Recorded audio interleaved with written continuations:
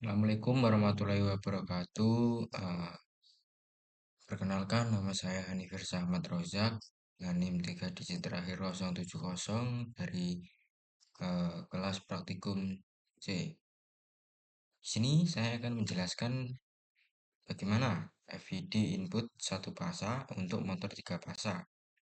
Nah, sebelum kita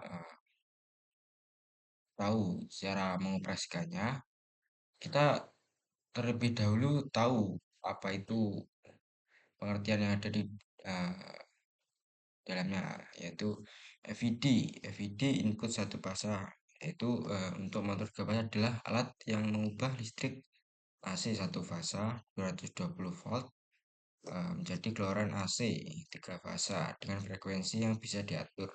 Fungsinya supaya motor tiga fasa tetap bisa dijalankan meskipun sumber listriknya hanya satu fasa, sekaligus mengatur kecepatan dan torsi motor lewat pengaturan frekuensi.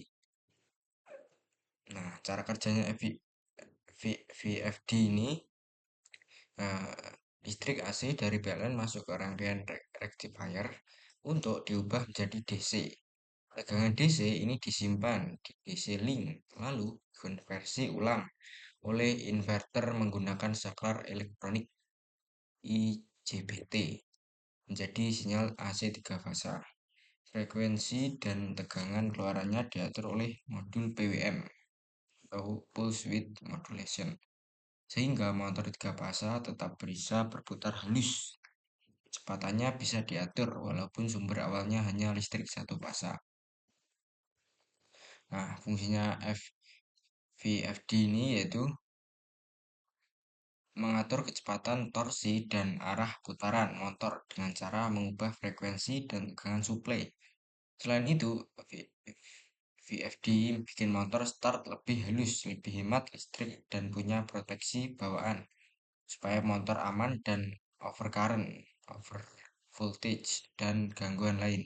Jadi motor bekerja lebih efisien, lebih awet, dan bisa disesuaikan sama kebutuhan ban. Motor selanjutnya itu motor tiga fasa. Motor listrik yang pakai tegangan tiga fasa sebagai sumber tenaganya.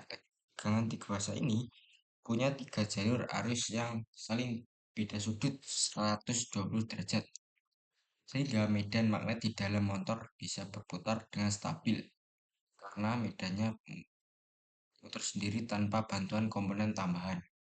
Motor tiga fasa jadi lebih kuat, efisien, si besar, dan cocok buat beban berat seperti kompresor, pompa, konveyor, atau mesin industri. Singkatnya, ini motor paling umum dan paling tangguh di dunia permesinan. Dan cara kerjanya itu dengan memanfaatkan tiga arus listrik yang beda sudut 120 derajat. Begitu arus tiga fasa masuk ke lilitan stator, ketiganya membentuk medan magnet putar. Medan magnet yang mutar ini narik batang-batang konduktor di rotor lewat induksi elektromagnetik. Akibatnya rotor ikut muter mengikuti medan magnet stator karena medannya terus berputar tanpa putus.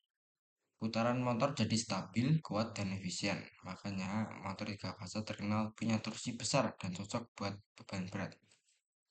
Nah, ini fungsinya itu simpelnya mengubah energi listrik tiga fasa jadi putaran mekanik yang kuat dan stabil. Karena pakai suplai tiga jalur arus, motor ini ngasih torsi besar, efisiensi tinggi, putaran stabil, dan lebih tahan beban berat. Makanya dipakai buat pompa kompresor, blower, konveyor, mesin industri, dan alat-alat yang butuh tenaga serius.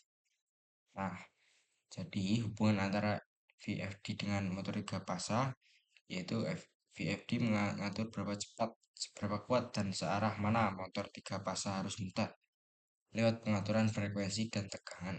Motor tiga fasa sendiri cuma nurut sama suplai yang dikasih. Jadi tanpa VFD, motor mutar di satu kecepatan tetap. Tapi begitu pakai VFD, motor bisa jadi fleksibel, start halus, dan hemat listrik, kecepatnya bisa naik turun sesuai kebutuhan. Dan lebih aman karena ada proteksi, jadi VFD itu pengontrolnya. Motor tiga fasa alat tenaganya. Nah, komponen motor tiga fasa. Satu, stator. Mungkin ini bagian diam yang isinya lilitan tiga fasa. Nah, dari sinilah medan magnet berputar dibentuk. Kedua itu rotor. Ini bagian memutar biasanya jenis squirrel cage. Rotor ini yang tarik sama medan magnet stator sampai ikut putar. Yang ketiga itu air gap atau celah udara. Ruang kecil antara stator dan rotor. Ini mungkin selah-selah ini. Tapi wajib ada supaya medan magnet bisa menyeberang dan muter rotor. Keempat yaitu rangka atau housing. Nah, badan motor yang nahan semua komponen biar kokoh dan bantu buang panas. Nah, kelima itu bearing. Nah, ini untuk bulat bantalan supaya rotor muter halus tanpa gesekan berlebihan. Nah, ini berikutnya itu mengurangi gesekan lah. Keenam itu fan pendingin. Biasanya nempel di belakang rotor buat buang panas selama motor bekerja.